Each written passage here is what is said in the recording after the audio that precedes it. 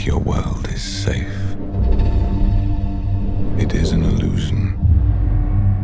Enjoy these final moments of peace. It was really about finding a story that the writers and Brian Burke, my producing partner, and I got excited about. And it took a little bit of time to kind of find the balance, and part of it was that there were a lot of different things we were talking about. It just took a little time to kind of come together as it did, but this felt like the right way to sort of take this family of characters and kind of do a kind of standalone movie where you don't need to have seen the other stuff that we did or the original series, but a story where they're challenged by a really scary, unique bad guy, and it was just sort of it felt like the right way to go. Your commanders have committed a crime I cannot forgive. None of you are safe.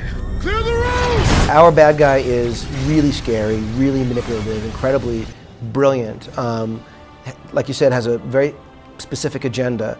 He's physically intimidating, he's incredibly powerful, but he's also like oddly sympathetic. Like he's strangely vulnerable, and you get to this place where you feel like, wait a minute, am I supposed to trust this guy? Like, how, and it's a really interesting, for me, gray area, especially because this character prompts like some big questions, like, what happens when the rules, or the authority figures are, telling you what to do, and yet you're questioning the morality of it, or what happens when, you have to earn the responsibility that you have, and how far are you willing to go to protect your family and the people you love. And there are all these kind of big themes that come out of it, but this bad guy in particular to me was a great catalyst for all that to happen.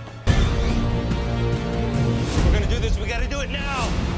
We will not fit. We'll fit, we'll fit!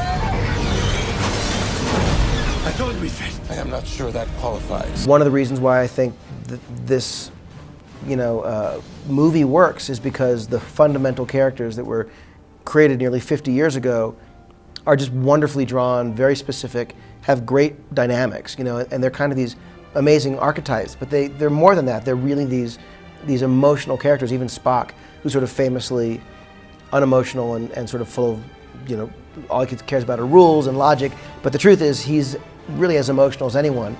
And I think that Zachary and Chris and Carl Urban and the whole group do a spectacular job realizing these characters. It was really important to us that we make our own movie that feels like it's its own thing, and yet we have all this like wonderful, incredibly potent stuff that pre-exists us for decades. And the fun of making this movie was being able to go back and say, what elements feel like, things that we should reference and acknowledge and make tangible again, and what things should we just not touch. And so, obviously the decisions that we make are a result of endless conversations and debate. But again, it's the kind of thing that if you haven't seen Star Trek before, I think you see this and it works on its own merits. If you've seen Star Trek and you are a fan, I think there will be things in it that'll make you smile. Jim, you're not actually going after this guy, are you? I have no idea what I'm supposed to do. I only know what I can do.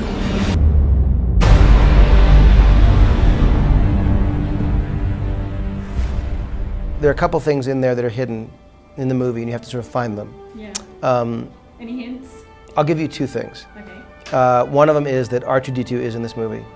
Brilliant. But I won't tell you where, but he's in. And so is Robert Rodriguez, but you have to know where to look.